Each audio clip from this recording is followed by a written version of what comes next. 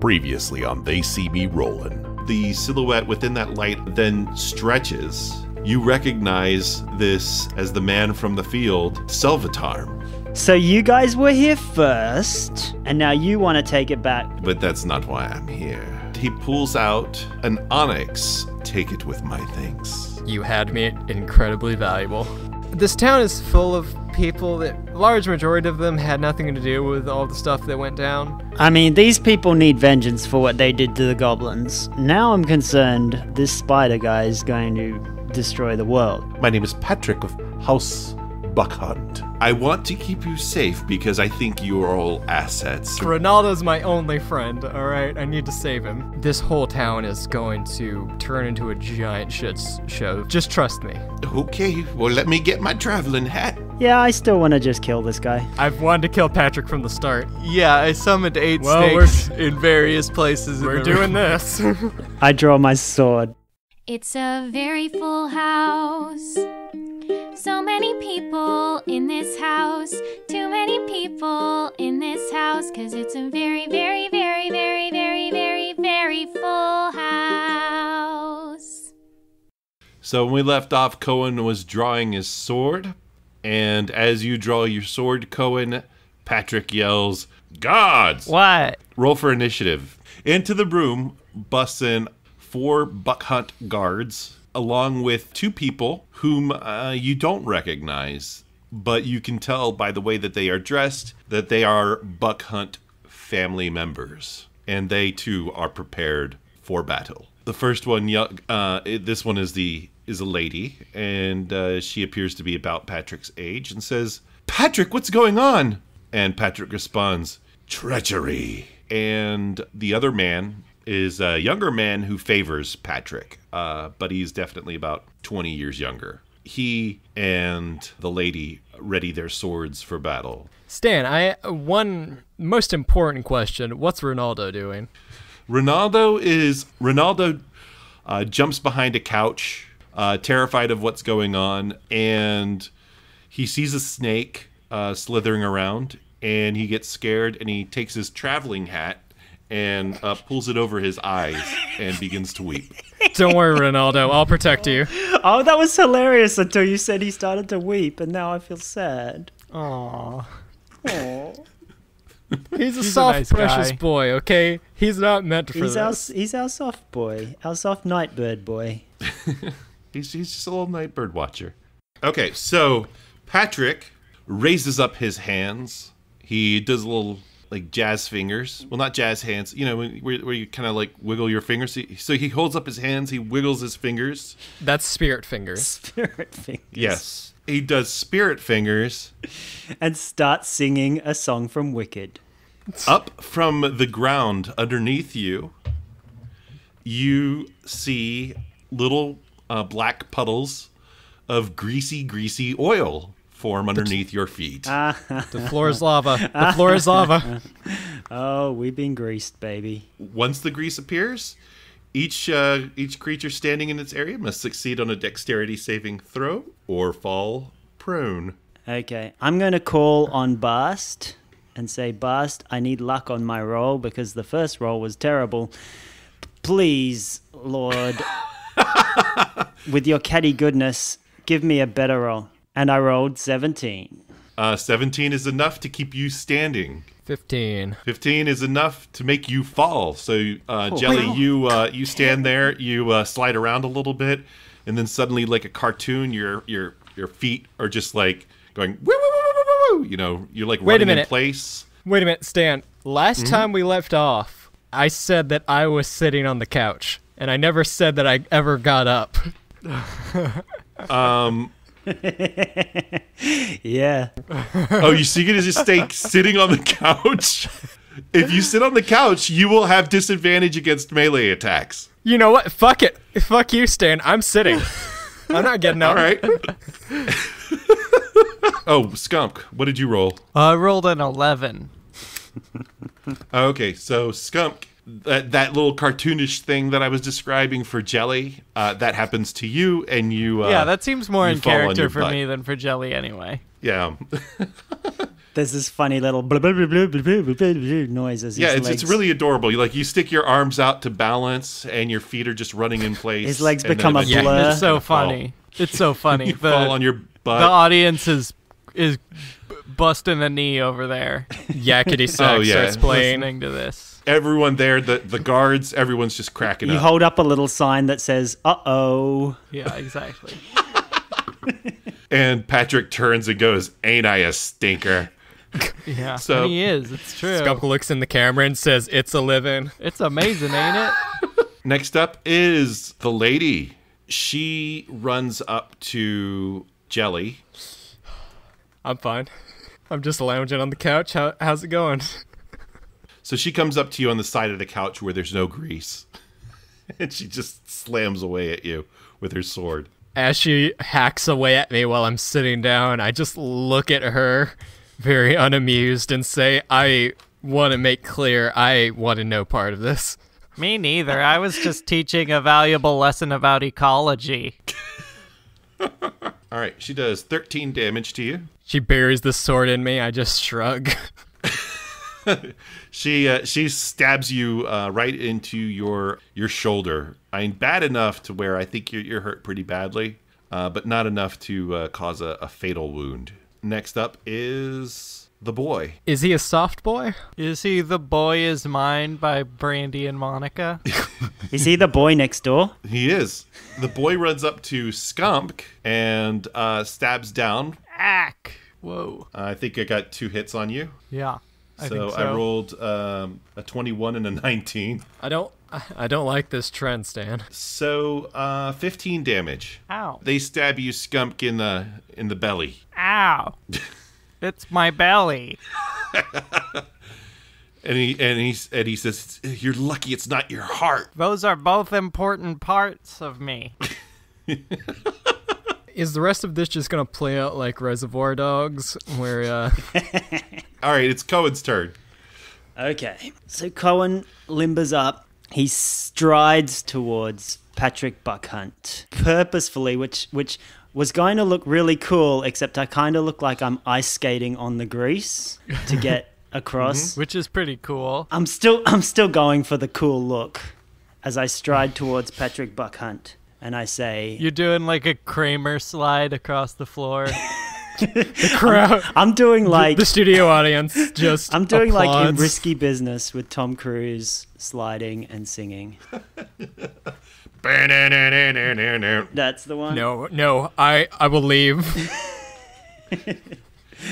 And I say, Patrick Buckhunt, you have been found guilty by the power invested in me by Bast, the goddess of vengeance, To pronounce you man and wife. of stealing goblin land and being a complete butthead. And my vengeance will rain down upon thee furiously, and I cast a vow of enmity on Patrick, which means I have, mathematically means I have advantage on all my rolls against him. But really, I'm just very, very angry, and my eyes light up with cat's eyes. All right, and cat's eyes, nice. Yeah. It's like the end of the Thriller video. And while you're saying this, you're sliding across the floor. That's correct. Like some kind of avenging ghost. Unstoppable. Before you swing at him, Patrick says, "Well, I can say I'm guilty of one of the two." Bast does not care. And I strike down on him with my big ass sword. And by ass sword, I mean real sword. Is that a real sword? It is a big ass real sword. Yeah, it's just the hilt looks like an ass. That's right. It's the hilt with a stick, and on the end of the stick is an ass. Yeah, you hit him. And I channel Divine Smite through this blow down on Patrick. Lightning strikes and a cat's paw appears on the end of my sword. And I go, "Row" as I hit him. Meow. Kitty Kitty's has got claws. And I strike down with fury for 21 damage. Fuck yeah. You do significant damage to Patrick. He is bleeding all over the place, and you just like scratch right down his chest because he's just wearing regular clothes, and you just see these 3 deep gashes appear down his chest, down to his belly, and just bleeding out.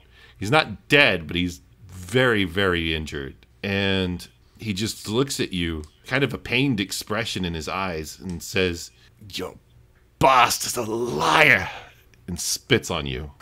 Rude. I wipe the spit off. Skumk. So I'm lying on the floor, and I go through maybe my grossest wild shape yet, and I grow many legs, and I get even more slimy than usual, and I become a giant octopus. Yes! Wait, can you be a giant octopus and not be in water? Yes. For 1 hour I can. Really? It can hold its breath. And now you're a greasy octopus. With my giant octopus tentacles, I do sort of a flip, like I wrap all my tentacles around the person with the sword who stabbed me, and I flip them around like a cool jujitsu Like a move. pizza pie. Yeah, like a pizza pie. And I flip him around. You flip him around and you start bouncing him on his head. 19. 19 hits, so you definitely slapped him with your tentacles. Which one is this? It's the boy next door. This is the boy, with the 20-year-old. Yeah, that's still a young boy in my books. He's not a boy, but he's not yet a man. That's 12 damage, and he is grappled. And I flip him around while he's grappled, just for fun. He's struggling in his armor. He's like, this sucks. And what about your snakes? Oh yeah, I have 8 snakes. There's 4 guards. Yeah, there's 4 guards. Okay. All right. I'll have 1 snake per guard, and then 2 for the person attacking Jelly, and 2 for the person attacking me. Nice. 1 gets a crit. Everybody else misses. Actually, one of them critically misses. They're snakes. Don't blame them. All right, so the one that crits hits the guard. Go ahead and roll for that. So that's 8 damage to start with, and then he makes a DC 11 Constitution throw. Let me guess, for poison? Yeah. He rolled 12, so he passed. The one that critically missed, he bites one of the other snakes. Oh no, that's terrible.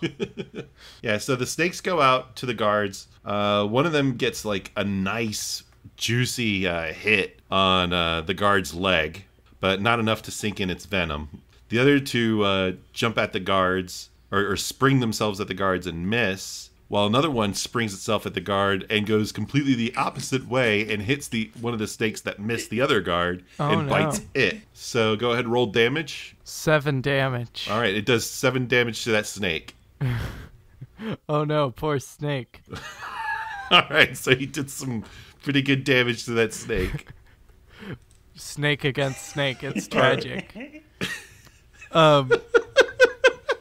So these are for the lady attacking Jelly, 11 and 25. So one of them hits. You know, we should save this snake on snake action for our After Dark podcast. Seaman and Big Boy on the air after dark. So you did 6 damage to her. There's just 2 more snakes to go attacking the boy. 15 and 16. Those 2 rolls miss. Cool. They miss. And those 2 rolls miss.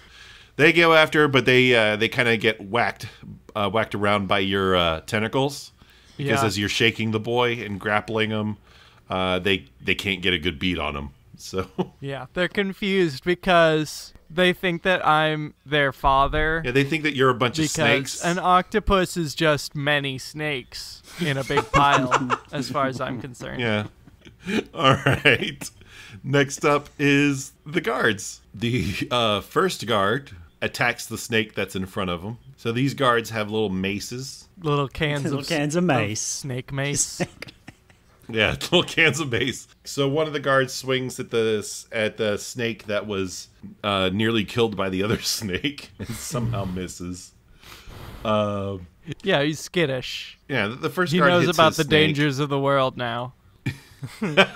He's just a boy. The first snake takes 6 damage. The second guard kills its snake. And then the last guard hits his snake for 4 damage. So these snakes are not doing great. Mm-hmm. And Patrick shouts to one of the guards, "Run and fetch Miguel. Bring him here." And one of the guards runs out and says, "My lord, I will return." And he runs out. Now you see 2 more young buck hunts arrive. A young lady and a young man, both younger than the one that Skumk is currently grappling with. They just look at everything that's happening. They look at this melee and they say, "Stop! All of you!" is what she says. And he looks around and he's just like, "This is ridiculous. There's snakes.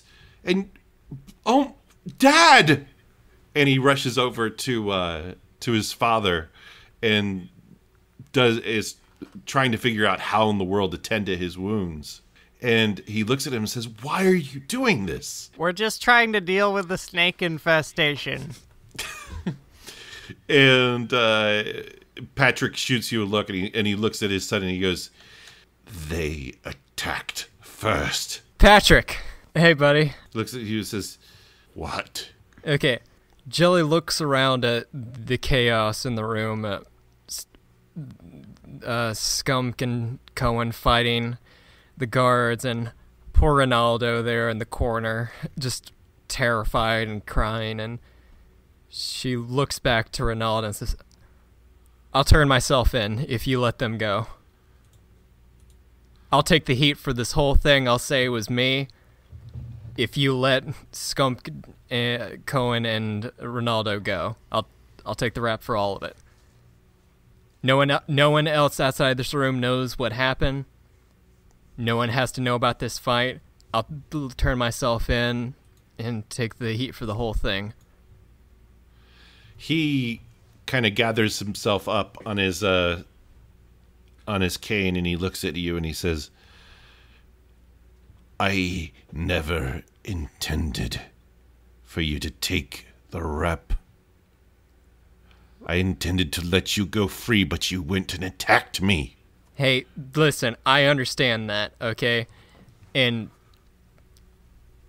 things didn't turn out the way we hoped, but this is the easiest way to finish things with the minimal amount of bloodshed, all right? You let my friends go. I'll go stand trial for the whole thing. I'll say it was me acting on my own. I personally had a vendetta against both of your houses. I wanted to see both of you go down. I killed Matthew. I then rushed into here among all the chaos outside and saw this as my opportunity to finish you off. And your guards overpowered me, and you captured me. The son that's tending to Patrick says, "Just take it, Dad. Take it. You're in terrible shape." Wow, Rude. You're looking really good these days. What? He's in shape for his age. And he looks at you, Jelly, and says, "Agreed." Huh. And he holds his hand up, and his guards back away. And I say, "Jelly, this is not how it's going to happen. You're not going to take the fall, and I'm already on my path of vengeance. I've sworn my oath."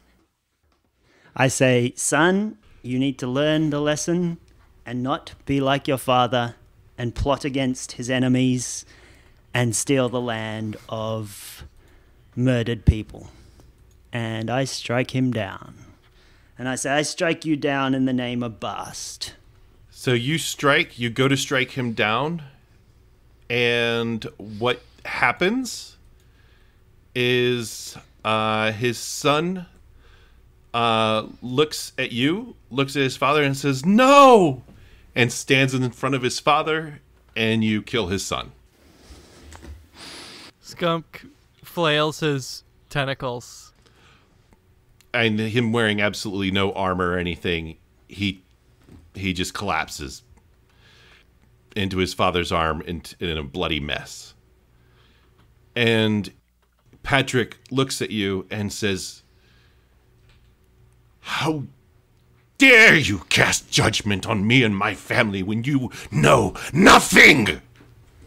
I know, sir, that you have stolen this land, and I know... I stole nothing! Those were not my orders. This land was given to me. I had nothing against the goblins. I had nothing! Nothing! And look what you've done to my family!" Well, you can consider your vengeance served. Coen, just fucking take Skumk and leave right the fuck now while you can. And he says, "No. The deal is over. You've taken enough from me." At this point, Courtney enters. And she heads in with a couple of Miguel's workers, and she sees what's going on, and she goes, "Oh my fucking God." And she sees the slain kid. And we're not talking about a child. We're talking about a teenager. And she sees Patrick, and you could see the hate in her eyes for these people. You could see she's kind of taking in this scene, and at the same time, she's kind of happy with the turn of events. And she says, "Miguel's coming over. You guys probably want to get out of here right now." Okay. At this point, the guards are kind of back down. They don't know what to do.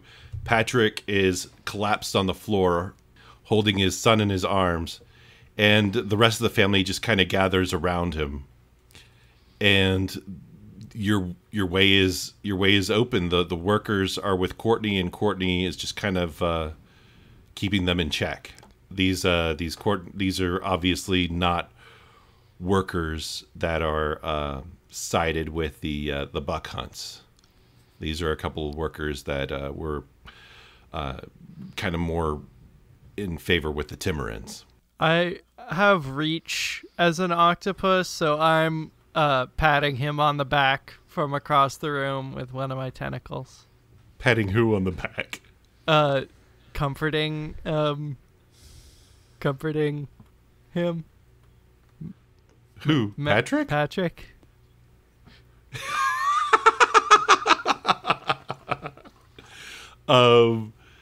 And at this point, you guys are free to leave. I lower my sword Yeah. and I walk out. I also have 10 feet of movement, so I leave the room painfully slowly. And with a lot of... Are you not switching back? No. And with a lot of sound effects. A lot of, goopy sounds. Plus you're slopping around on the grease. So you're just sloshing around with the grease using your tentacles. All right, so you've exited the house, and Courtney says to you as you're leaving, Wait. Fuck it, yeah. So I'm staying. "Wait, are you staying, Jelly?" I'm staying. Okay, you're leaving, Coen? I'm walking out. She puts her hand on your shoulder, Coen. She whispers, "Head north to my carriage." As Skunk and Coen and Courtney and Ronaldo start to leave, I look and say, I just want all of you to know that you're the best friends that I ever had. And don't you fucking waste this opportunity I'm giving you. Are you leaving the podcast? Why? No, Why are you trust me. abandoning us? This is pretty cool. I love the way this is working out. All right, so Courtney tells you to head north to the carriage and adds, "Chael will be waiting for you." and she looks at Jelly and she says, Are you sure you want to stay? It's either one of us takes the rap for this, or you all get hunted like forever, and more people get hurt, and I can't sit by and do nothing while I watch my friends suffer when I could have done something. So yeah, I'm staying behind.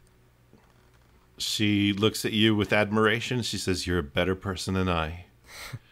And she sticks around to wait for Miguel and salutes. Skumk sheds a giant ink tear.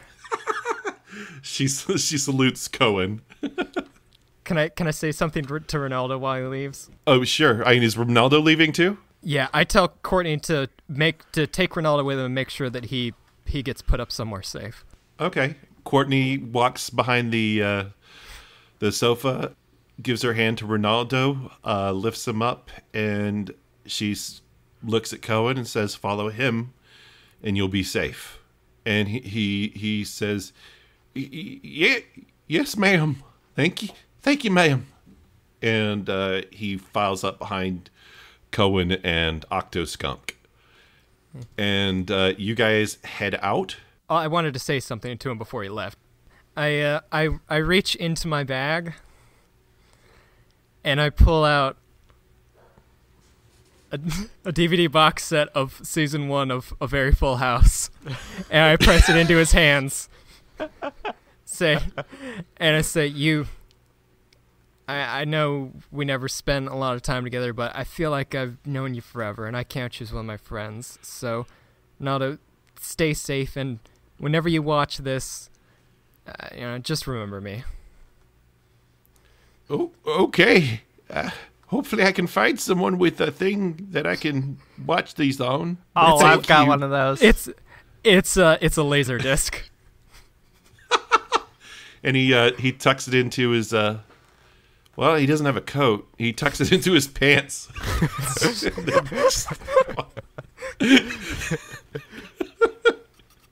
And he joins Coen and Skumk. As he walks out the door, I shed a single tear and whisper to myself, "Fly on, you beautiful night bird. Fly on." All right.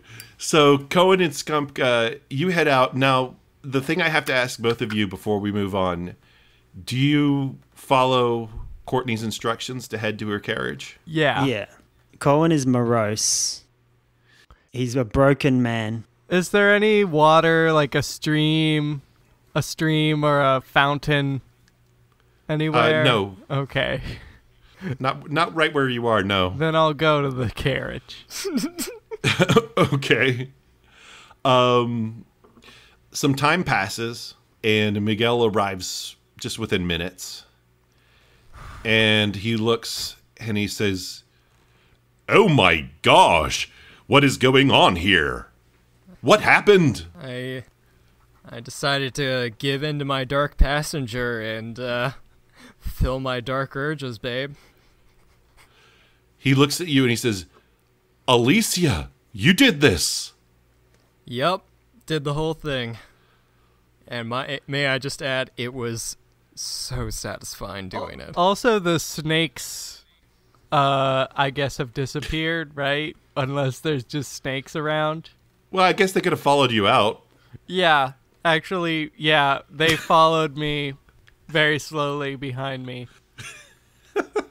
All right. So he then turns to Patrick, and Patrick just nods at him. And he says, "Well, I guess you're under arrest now. Alicia, this is very troubling news. What about your friends, the ones who came with you?"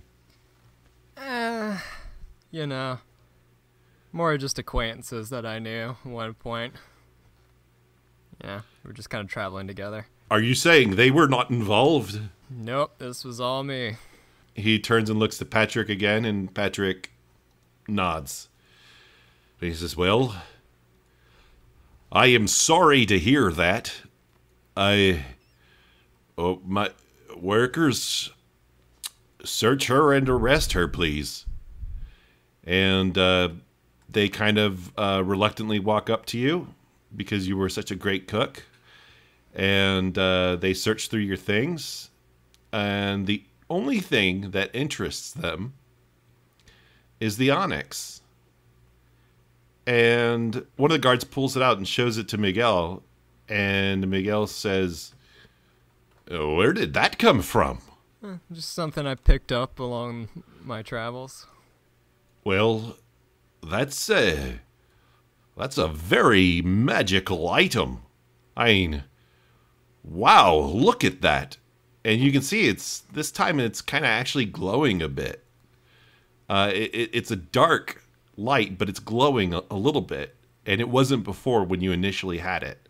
And he says, "Take it with us. We're gonna take her over to the holding brig."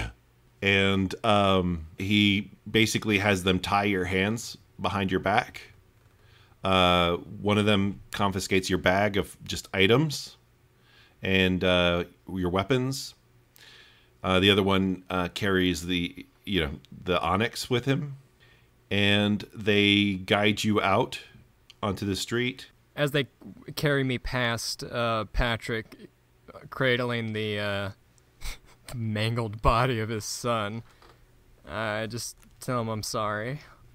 And Patrick just kind of lowers his eyes to not look at you. As you walk out into the evening, you're in this little group of Miguel, two of his workers, and yourself. He walks towards, kind of where you first met him, near the palace, near the scaffolding.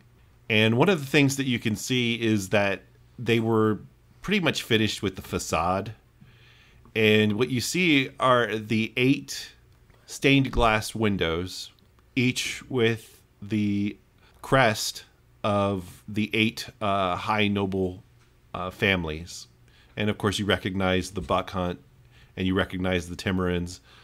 And as you get nearer and nearer to it, the onyx begins to have that glow, that really eerie glow. And Miguel is talking to you during this time and says, "Well, Alicia, I am really sorry to hear about this. I'm hoping to learn that there is something different that happened, that you couldn't have been the person to do that. We'll need to set up a trial as quickly as possible. Probably next week will give us enough time. Otherwise, we'll try to keep you, we'll try to keep you as comfortable as possible given the circumstances. We're not monsters here." And as he's talking, the guard who's holding the onyx kind of trails away from the rest of the group and heads towards the palace directly. And as he gets closer and closer to the palace, the onyx gets brighter with that eerie black light. And then Miguel stops the 3 remaining there and says, "Hey, come back. Come back, Johnny. Come. Where are you going?"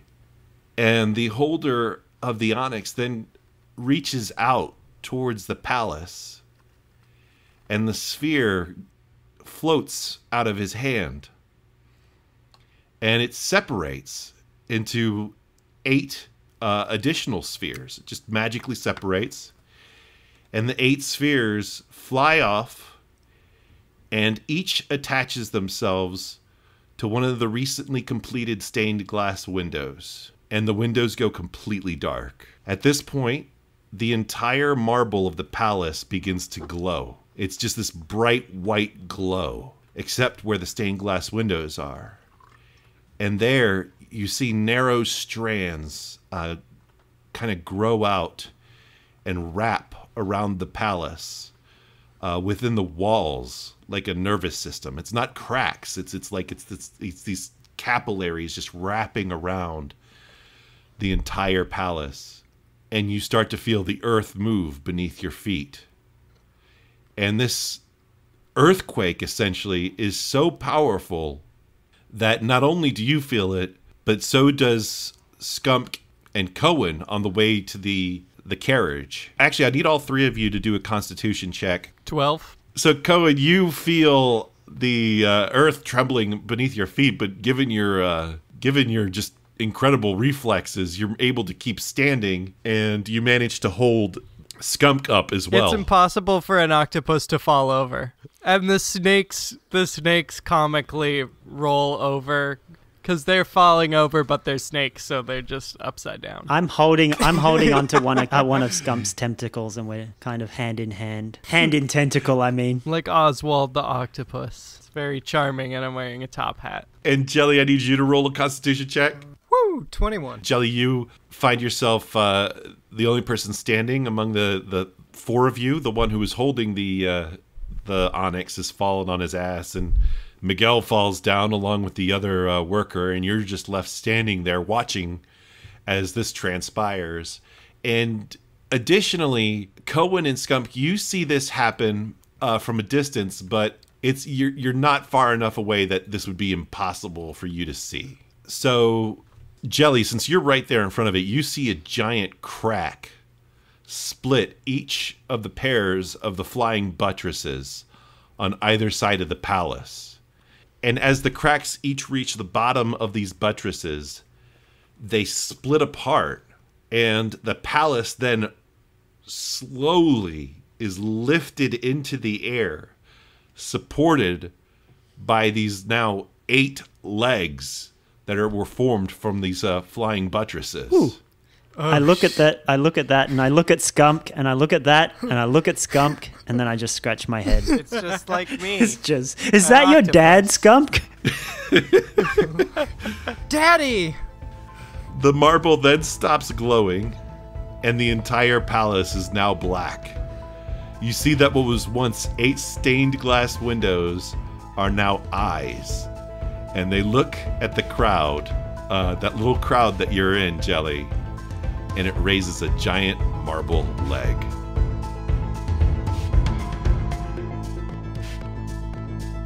This is Stan. This is Jody. This is Ivan. This is Hayden. That was an intense episode, guys. Like, holy We had a fuck. lot of Like, fun seriously. today. A lot of ups and downs. Lots of goofs in this episode, and I'm very proud of them. So we wanted to say thank you very much again for listening. I'm sure you noticed that our typical theme song did not play, and for that, we'd like to thank the Dames of Dames and Dragons again, and particularly Noel for doing a version of should I say Hayden's, A Very Full House theme. Thank you which is so much, possibly Noel. my favorite thing on this show right now. Noel, I started this new episode of Dames and Dragons while on my lunch break at work, and whenever you got to your, little interlude section and started singing my theme song, I screamed at the top of my lungs inside of a packed restaurant. Everyone thought I was having a seizure. It was amazing. I'm so happy someone likes my ridiculous in show within a show. I can't thank you enough for that really cool thing you did. Noel, you complete us. You are. I'm gonna just say from this point onward, Noel, you are knighted as an honorary member of the TSMR crew. The cast of A Very Full House. Right on. Yes. Yes. You are one of the household members. Noel, we know that Mr. Belvedere is the main character, but his mother, who lives with him, was never given a name. So from this point onward, his mother shall be named Noel. You are now canonically a part of A Very Full House. Nice. Thanks for all the spaghetti. That should be like our sign off every episode. Tagline. Yeah, like Cowboy Bebop, instead of "See you, Space Cowboy," it's "Thanks for all the spaghetti." So thanks again to Noel and the Dames. That was awesome. And Hayden, you had something else you wanted to say? Yes, I want to say, fuck you, Matthew Van Zant. I would totally own you in hand-to-hand combat, all right? You have no idea, all right? Come on. A pampered lord versus a tiefling sorcerer at the height of her power? I don't think so. In that cage match, Jelly would win every time. And I don't like JRPGs. And for those of you who have no clue what Hayden was just saying, you need to check out our Facebook group, They See Me Rollin podcast Facebook group. Who half the NPCs are named after. Possibly maybe one of our most epic threads where Matthew Van Sant Lucas, he's not the namesake, but our character was the namesake for him. He was very upset with the fate of his character. So it was all in jest, of course, but he not for me. He went off on Hayden, and it was pretty great. We love all our listeners, but we love our listeners on our Facebook group the most. Yes. If you want to be a part of very complicated in-jokes within the podcast, join our Facebook page, They See Me Rollin. If you want to be an NPC who is brutally murdered, join our Facebook page. Or has his son brutally murdered. Patrick, I'm sorry about your son. Yeah, we're sorry about your son, Patrick. The only listeners that I love more than the people on the Facebook page are the 2 people that follow the Tumblr. Yeah, how do you follow Tumblr? What is our At Tumblr address? TSMRcast is the name of the Tumblr, and it's full of, whatever. It's full of tumbles. Tumbles. Yeah, it's Full of art. Ivan likes to spend his spare time writing erotic fanfic about the characters in TSMR, and he posts all of that to the TSMR Tumblr page. So if you want to tuck into bed at night and read some really steamy fan/fic with Seaman and Big Boy. There you go. He's prepping us for TSMR After Dark. I'm similar to George R.R. Martin in that I write very slowly. And also that it's the best thing ever written. And also it's fake. Lots of long paragraphs about food and sex. Yeah. Can we get some of that up on the Tumblr now after yeah, I promising think it? I have to write that now. Damn. Yeah, I think you have to. I'll have to send you the full spec script for an episode of Very Full House that I wrote in my spare time. Yeah, definitely. We'll post Nice. that on Gotta the get Tumblr. that on Tumblr. Tumblr loves that shit. And our Tumblr is at TSMRcast. So is our Twitter, isn't it? Yeah. Yeah, and same thing with our Twitter. It's at TSMRcast, and we can link to our Tumblr when this thing goes up from at TSMRcast. I'm sure Hayden would have no trouble plugging his little spec script. Nope, none at all. Anything else, guys? Leave a review on iTunes for us if you love us, because we love you. Oh, yes, please, please, please. Oh, I do have another thing. Uh-huh. This week that we're recording, the first episode of a podcast that I co-host with some other people that I know came out. It's called The Color of Friendship. It is a podcast where me and 3 other cool buddies, Joel, Kylie, and Josh. watch a Disney Channel original movie and then talk all about it. Nice. I love that idea. Ivan, I'm asking you on air right now. Okay, you have to have me on the Sweet Life on Deck movie episode because I have a long history with The Sweet Life and Cody and its spin-off, The Sweet Life on Deck. I don't have to do nothing. Well, I have a long anime style rivalry with Josh, and Kylie and I are we're cosmically entwined, so I think Good. I can get on that. And show. Joel is okay. Joel, who's Joel? Oh yeah, Joel. Joel's a jerk. Joel, I'm sure you're a nice person. Definitely check out The Color of Friendship. The Color of Friendship, that's right. Yep, it's on iTunes. Congratulations, Ivan, on your new podcast. Yeah, it's doing really well. I don't know when this will be out, but I just did a recording for Michael M. Rader's podcast. He was, you may remember him from They Wings Me Rollin' as the feature DM. He's got a new podcast out called We'll Get It Right Next Year, where he and his co-host Ryan talk about We Bought a Zoo. Actually, they don't talk about it. They're trying to figure out what the fuck it's about without knowing anything about it. and without watching it. I'll give them a hint. They bought a zoo. Right.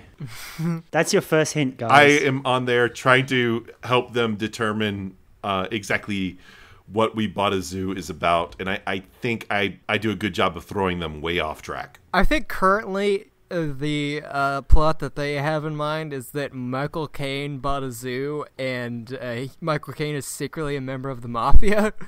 And Some sort of weird mobster story. yeah, Matt Damon at some point and marries a gorilla. Yes. Scarlett Johansson's a gorilla, and that Matt Damon falls in love with her not knowing that she's a gorilla. I'd watch that movie. Oh, definitely. I have to say, like, I have actually watched We Bought a Zoo, and every like spec script that they come up with is 10 times better than the actual movie. All right. Well, thanks again for listening to They See Me Rollin'. We'll see you again in a couple of weeks. Thanks For all the spaghetti. Thanks for the spaghetti. Au revoir. This podcast was edited by me, Jody Doyle. Our music was by... Ron Lubavitch. Oh, it was by Noel this week. And Ron Lubavitch. They See Me Rollin' is What if recorded you see all it is not recorded in front of for a a live studio audience.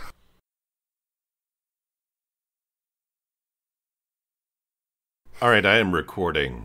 I am as I am well. recording. It's me. I'm recording. It's me, Ivan, recording. Hi, recording. I'm Dad.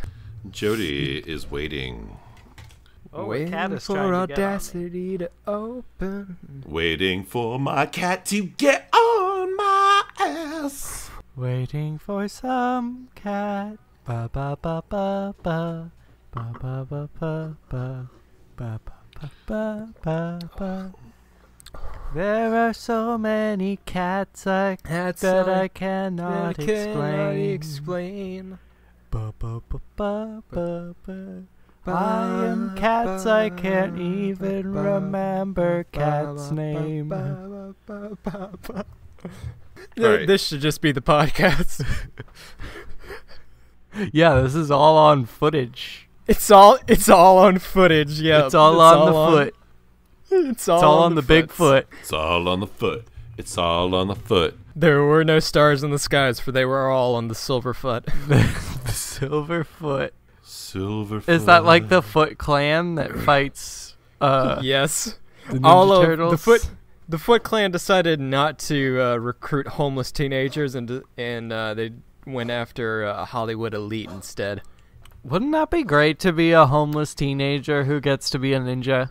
Because it's like you think being your a life homeless is going teenager, so it would've downhill, been but great then to you're be a like, homeless wait, I get teenager. to be a ninja and fight turtles? Hell yeah. I was almost a homeless teenager at one point. I was gonna hop the rails and become a hobo. Oh, but not a ninja? Did you have any like formal training or? I mean, I had some katanas, but I wasn't All right. licensed. Speaking of bums, how are you doing there, Jody? Your body wasn't yet classified as a deadly weapon. Yeah, no, the judge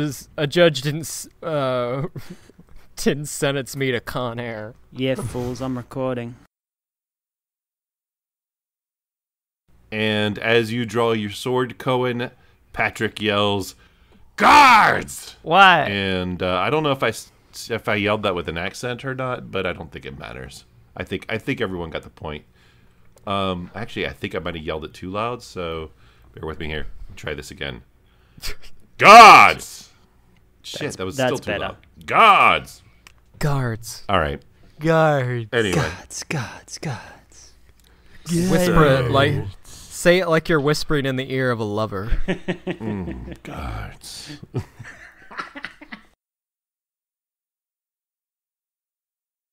And what's your dexterity, Coen? Oh, 0. I mean, it's 10. What the fuck? No, I mean, my dexterity bonus is 0. He's paralyzed. It's Okay. tragic. My dexterity is 11. We've just been rolling him around in a wheelbarrow. And this is a really short episode. But an intense one. Shit. I'm just looking at Google images of flying buttresses. I'm looking at Google Images of flying butts. Wow.